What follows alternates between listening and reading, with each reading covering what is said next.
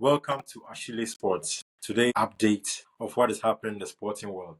Tell a friend to tell a friend to tell another friend that ASHILISPORTS is back with the update. And with me here is Eddie and Ima. Today, we are going to talk of Barcelona, Real Madrid, Arsenal, Chelsea, Juventus, and many more. So stay tuned as we begin. So, Ima, Arsenal making headways to sign Mikel Merino. His price tag has been done and Arsenal is trying to trigger the release clause. What do you think about that deal? Yeah, I think we've mentioned that deal in our past videos, and I think after the addition of Ricardo Calafiori, Arsenal are looking forward to bringing in another player, which is in a person of Mikel Merino. I got the latest update today that he's supposed to return to the camp of Real Sociedad today. So I don't know whether he's with the team now, but it's just a formality. He has to join the team in case of anything. Then he moves to England to do his medicals and also get the announcement done. I think it's a good deal. Maybe Mikel Arteta has seen the potential in the guy and he wants to use him in the middle.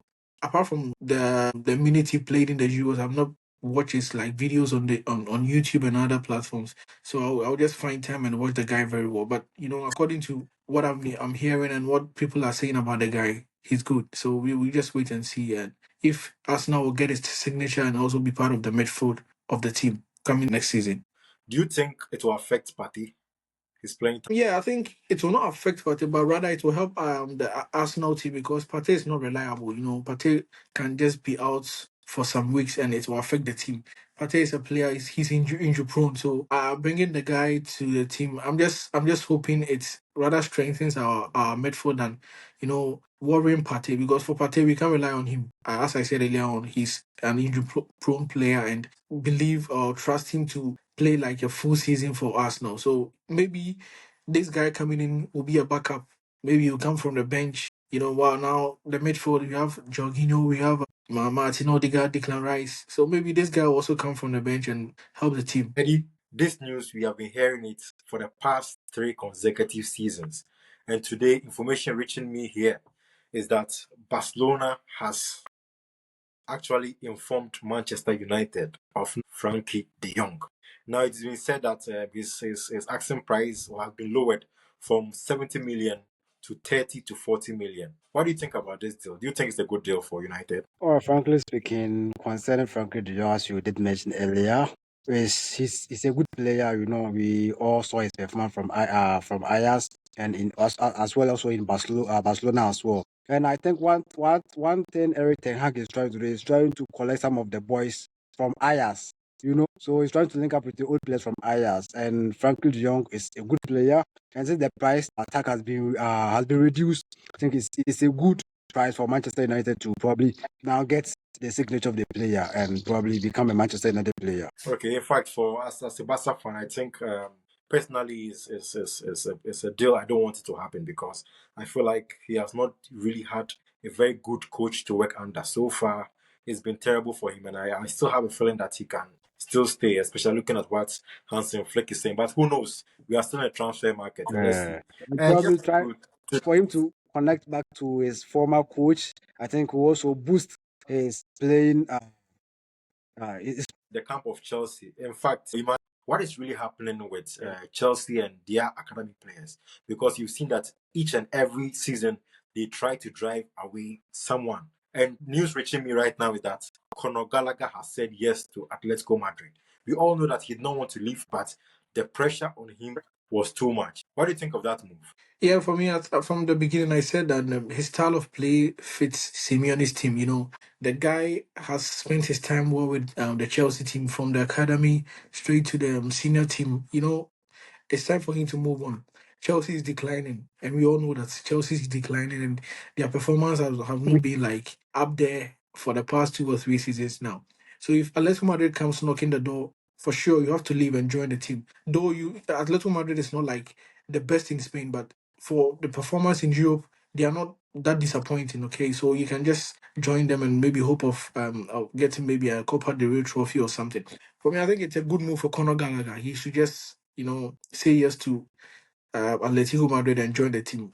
Chelsea, for me, I don't know. They are planning signings and everything. It doesn't show any form of like improvement in the team. Just like for me, I see it just like a performance from last season, the same thing. nothing new will come to Chelsea. Sticking on the same Chelsea, we've heard that they are still in pursuit of no other than Samu Omaridion. We talked about this last week about Chelsea's pursuit for Victor Osimhen. From what I'm hearing, both of these players can end up being in Chelsea's camp. Eddie, what do you think about these Chelsea purchases? All right. So one thing we've all known Chelsea to be is once the transfer window is open, Chelsea will be tagged with a lot of players. At the end of the day, they might end up signing at least one or two. So for Victor Osimhen has been linked with Chelsea since I think the beginning of the transfer window, and now we've not seen any positive news or any positive sign in this deal. But I think with Chelsea's pushing, I think it's going to, because Conte has already showed his interest in Lukaku, and Chelsea now have the only option to also sign for Victor Osimhen since he's also interested in playing for Chelsea. One thing is he doesn't want a loan. He doesn't want a loan. That's why I think this thing has been delayed, because at first he wanted to make it a loan between him and Lukaku. I think since he doesn't want, Chelsea can now have the upper hand to go for him. And the other player, I think, what's the name again? Omo, right? Yeah. From, I think he's also linked from Samu Atletico Madrid. Omaridion. Yeah, from Atletico Madrid. So I think let's see how things will go, because Chelsea have already seen the potential in this place, and now they are making move for them. So I think it's a good move. Yeah, I think it's a good move. Ima, so let's talk of what we just talked a few minutes ago. The domino effect. We know that Atletico Madrid is in clear pursuit for no other person than Julian Alvarez, and we know that Chelsea is also in pursuit for Samu Omoridion. Do you think these moves will actually work, especially looking at very soon the transfer window will close? Do you think it's going to come into effect? For me, I think one of those deals will trigger the other. Yeah, if one player is to move, for sure, Julian Alvarez will also be joining Atletico Madrid. And for his recent interviews, he's been clear that he wants to get some playing time. He's at his age, he's won the World Cup, he's won Champions League, he's won the league in England. So now, for me, I feel like it's time for him to also write his name in the history books of football. Being on the bench, you can win the trophies, but your name will not be in the history books of football for sure. You have to get a name for yourself. And for me, the guy, he's good. Atletico Madrid now, Alvaro Morata has left the club. They don't have a proper centre forward, which I know of. So he joining the team, that means he's going to be the main man in the house of attack. So for me, if the Omoridon is to move to Chelsea, that will create a room for Julian Alvarez to also move to Atletico Madrid. For me personally, I want that move to happen, because there's no way Pep Guardiola will just leave the guy to join any other English club. So he joining Atletico Madrid makes sense, and there's no pressure in the club. Atletico Madrid is just a team. It's a collective unit. They will not single you out if anything happens. I think also in that team too, he has his fellow Argentine. So I think that would be a Yeah, smooth. Yeah, that would be. yeah. Yes, just information reaching me is clear that William has rejected the PSG deal, and also Karim has said no to Juventus. So that Adeyemi. is yes, Adeyemi says no to Juventus. He's not moving an inch. He's going to stay in. Yeah. Now moving to the camp of Real Madrid. This is a story that we've heard. It started developing grounds bit by bit. And I think right now, I don't know how to put it, but information reaching me here is that Real Madrid is trying to get Laporta all the way from Al Nassr to come and play at least a season long for Real Madrid. This deal is looking very suspicious. But then, Ima, what do you think about this deal? Yeah, we saw him in the Euros. He's playing in Saudi Arabia, but his performance is like he's playing in prime, like European team. For me, I think Real Madrid, for their centre back pairs, they have Antonio Rudiger, they have Eder Militao. They just had this guy back, Vallejo, and they are just having this Martinez boy who they say is the new Sergio Ramos. For me, I think Aymeric Laporte, he's been tried and tested. You can rely on him. And if Madrid wants to move for that deal, maybe Anasa will be a bit stubborn. But the players mostly they want to play in Europe, and a club like Real Madrid, when they come in pursuit of you, that means they've seen something they want in their club. He's had the experience in England. I don't know whether he's played in any other league, but for me, his time in England was perfect with under Pep Guardiola. So if the deal is like real and it's not like one of those news, I think he should just move, because he's still young. He can just play about 2 or 3 seasons in Europe and maybe return to maybe Saudi Arabia or MLS. And for sure, in the past days, I think Carlo Ancelotti granted an interview saying there'll be no signings coming in and no player will also leave the club. So I don't know where this news is coming from. I'm just hoping it's one of those rumors that is always circulating around during the transfer window. But if it's real, then Madrid are making a good choice. Yeah, so also it's official that PSG has had their main man, João Neves, and now if PSG has had their main man, João Neves, it now gives room for Manchester United to go in for their defensive midfielder. Right now, there's a debate on town saying that should Manchester go for Frankie De Jong or go for Ugarte? As a Manchester United fan, Eddie, between these two players, who would you prefer? Okay. If I stay on United, Eddie, it gets back to you. Information reaching me here is that they come from the camp of United are trying to get the signatures of both Matthijs de Ligt and no other person than Mazraoui. Now, the price Bayern Munich has given to United is 70 million euros. But then we've heard and we've seen that United's bid for both of them have been a little below. I think this deal can be done, but then do you think it's the right move for United, especially building a team? Yeah. I think with the Matthias de Ligt and Mazraoui deal, they sent a combined bid for the two players, and Bayern Munich rejected the deal. I think the fee they were looking for wasn't close to that region, so they said Manchester United should go and improve the offer and bring it back. They've made their decision clear. They want Matthias de Ligt, and it's no news.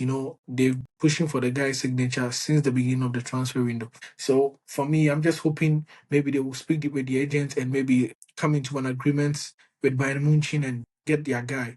I think that he shares the same agents with Mazraoui, so it won't be a difficult deal. They can just communicate with the same person and maybe they will just speak to the club. Because for me, I don't think Mazraoui going forward will be part of Vincent Company's plans for next season. So they can make the guy go and get a fee on him and maybe look elsewhere and get other players into their team. For Matthias de Ligt, the decision lies in his own hands. For me personally, I don't think moving out of Bayern Munich to join Manchester United will help his career. But for sure, he's played under Erik ten Hag. I mean, his Ajax days, and maybe he will try and maybe get back to his former coach and maybe work with him. For Matthias de Ligt and I think Mazraoui, Manchester United are probably interested in these two great players, but now, and the one thing is, the players have also agreed to join the club of Manchester United, and the price tag seems to be a bit huge for Manchester United. So what we now have to do is probably sit with the board of Bayern, right, and probably sort out everything so that we can probably get the signatures of these two great players. And one thing is, Matthias de Ligt have already worked under Erik ten Hag back in Ajax, so he knows how to handle him. And I think Mazraoui too is one of the good players in Bayern. But who knows? Now it's up to Manchester United and also Bayern for probably to see this deal done. To the camp of Liverpool, there's this specific striker, Gyokeres, that his name for some time now has been off the lips of so many people. But I should know that this is a striker that Barcelona, Arsenal, Manchester United, and even that of Chelsea once spoke of. Information reaching me that Liverpool are trying so hard to go and get the signature of this young striker. Do you think they will be able to get the signature of this striker? Is it possible at all in this transfer window? Yeah, after Arsenal leaving the race to sign Viktor Gyokeres, I think the new development coming up is Arne Slot's Liverpool also trying to get him in their team. For me, I don't think they can have this faith in Darwin Núñez. For last season, we saw his performance. It's an average performance. And teams like Liverpool, they have to get a proper centre forward who will just put in the goals, like from the assists from Mohamed Salah, Luis Diaz, and the other guys,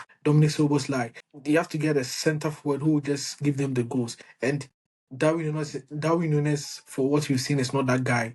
Maybe he can give you like average performance in the season, but if you get a proper goal poacher who will just give you the numbers, I think Liverpool will stand a chance of also competing for the league next season. For me, I felt like Arsenal were in a strong position to sign the guy, but later on they pulled out. So if Liverpool have also joined the race and are trying to get the signature of the guy, I think it's a move in the right direction for the team. He's a proper centre forward. He will give you the goals. He'll give you the numbers. The only problem is he's not playing in the Premier League before, so adaptation will be a bit of a problem. But for his potential, There's no questions about it. He's good. I've watched his videos on YouTube and other platforms, and his performance is not that bad. So for me, if they want to move in for the guy, and looking at the transfer market now, they are not that top strikers around for you to sign. They should just go in for the guy. Maybe, who knows, he'll be the star man of the season for them. But talking of what you just mentioned earlier, the adaptation is going to be a problem. Don't you think the same thing happened to David Nunes? Yeah, Darwin Nunez, his problem is with I think he also had a problem with Jurgen Klopp last season because he wasn't consistent in their matches. You know, Jurgen Klopp sometimes will bring in Diogo Jota in the center forward in the box. You get it. So for me, I think his problem was just with consistency. He'll give you an A performance today, maybe B performance, the next game. I think he can do better. Maybe with this preseason, he should just work on his finish and everything. But if they are to get the Gyokeres guy to help them because they are not playing only one competition, they will play in other competitions too, and they need that team, like that set, that if this one is on the bench, you know for sure when this one comes in, he'll give you the goals.